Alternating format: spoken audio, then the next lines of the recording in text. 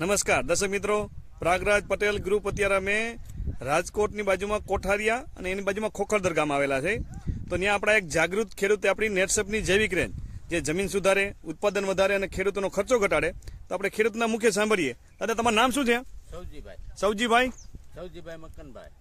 મકનભાઈ. અને અટક તમારી સરનેમ? કોરાટ. અને તમારું ગામ? ખોખરદર. હવે તમે અટાણે જે આ મરચીમાં જે ટ્રીટમેન્ટ કરેલી છે આપણી સ્ટીમરીજ, રેપઅપ, બાયો 95, NPK જે જૈવિક રેન્જ બાયોફિટની, એ તમને કોને બતાવી? જયંતિભાઈ. તમારું નામ?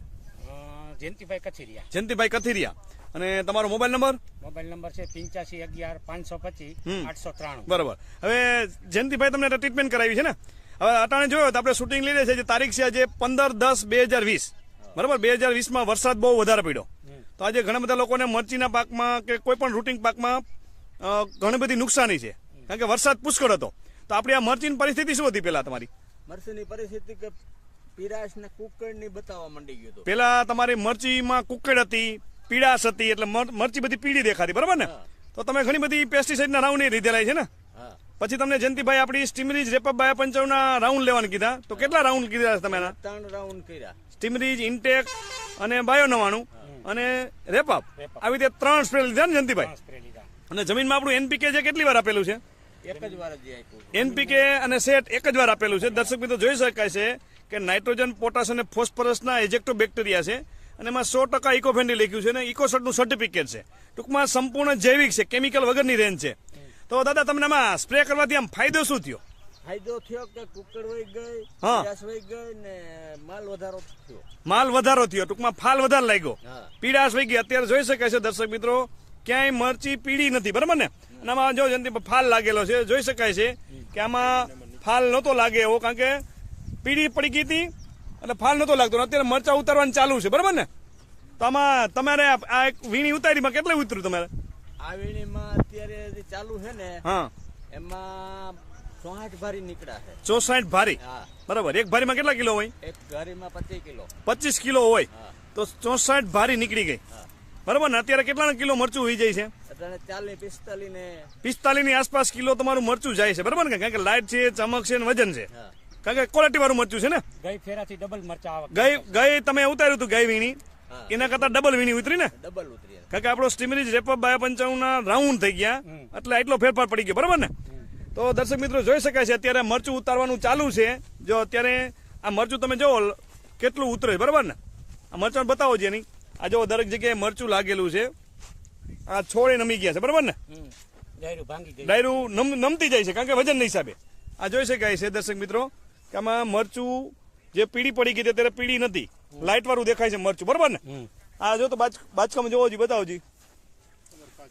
હા, જોવો દર્શક મિત્રો કે આ મરચું કેટલું લાગેલું છે, લાઇટ વાળું છે, બરાબર ને?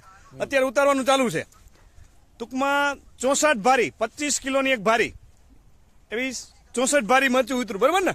અત્યારે આમાંથી વધારે ઉતરશે, બરાબર ને? તો આમ પ્રોડક્ટ વાપરીને આમ સંતોષ છે તમને? અમને તો સંતોષ જ છે. એમ કે માલ નીકળે એ પ્રમાણે સંતોષ થાય. હા, માલ નીકળ્યો એટલે ફાયદો થાય ને તમને? ફાયદો થાય ને માલ. કારણ કે આમાં શું છે, અટાણે આ માર્કેટમાં ઘણી બધી એવી રેન્જ આવે છે, ખેડૂત છેતરાયેલા છે, દાજેલા છે. તો તમારી દ્રષ્ટિએ આપણી જે નેટસપની જૈવિક રેન્જ રહી, સ્ટીમરીજ, રેપઅપ, બાયો 95, 20 વર્ષથી માર્કેટમાં છે. એટલે તમારું કહેવાનું શું થાય આ પ્રોડક્ટ વિશે, આ દવા વિશે?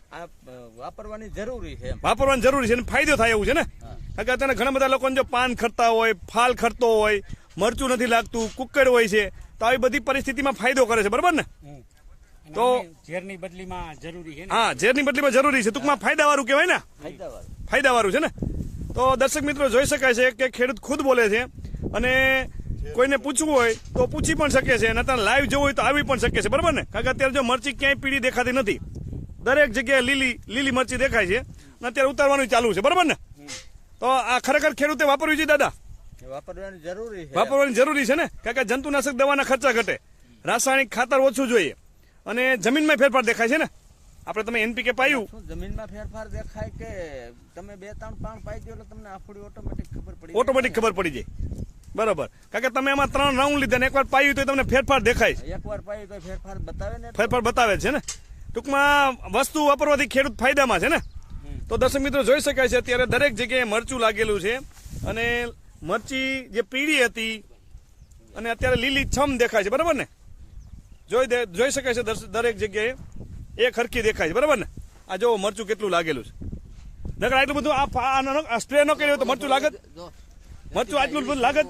આ થોડું ના લાગે. આજે તમે આ સ્પ્રે ન કર્યા હોત, તમે પેસ્ટિસાઇડ ના રાઉન્ડ માર્યા હોત તો મરચું લાગત એટલું બધું? નો લાગે ને, નબળું પડી જાય ને. નબળું પડી જાય ને, કારણ કે એક તો વરસાદ પુષ્કળ હતો, બરાબર ને? જોઈ શકાય છે દર્શક મિત્રો. હા, મોજો ઓલી મરસી ને થોડું. હા, દરેક જગ્યાએ લાગેલું છે.